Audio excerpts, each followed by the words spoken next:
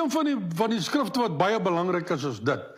Ons moet verstaan dat Jesus Christus is die hoof van die liggaam. Die Bybel sê in Efesiërs 1, God het hom aangestel as die hoof van die liggaam wat sy gemeente is.